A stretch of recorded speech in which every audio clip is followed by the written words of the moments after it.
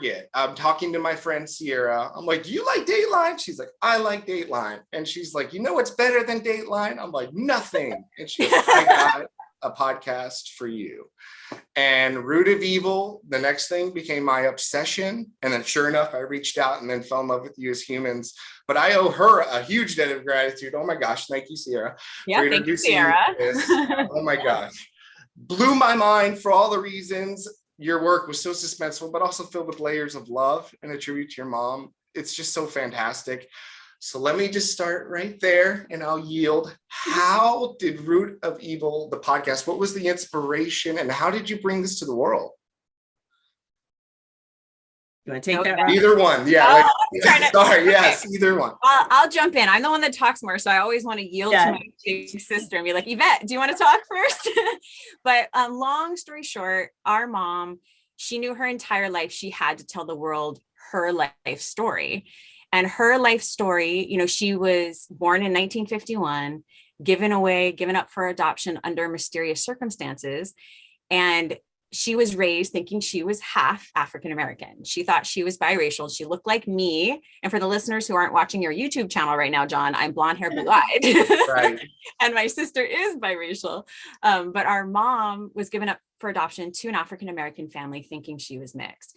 And then she went looking for her birth family and she found her birth mother in Honolulu, Hawaii.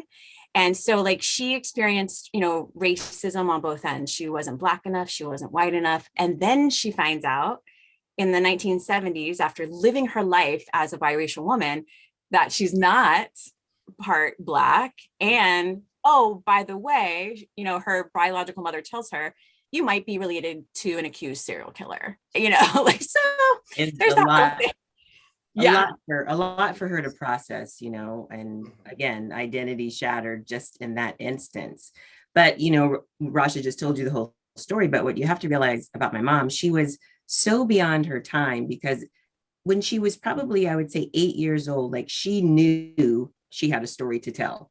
Like that's how advanced she was, you know, in being in her surroundings and seeing everything that she's seen from that very young age. So she wanted to tell her story. And it was always about hope and healing and overcoming your circumstances. That's how she lived her life every single day of her life, you know?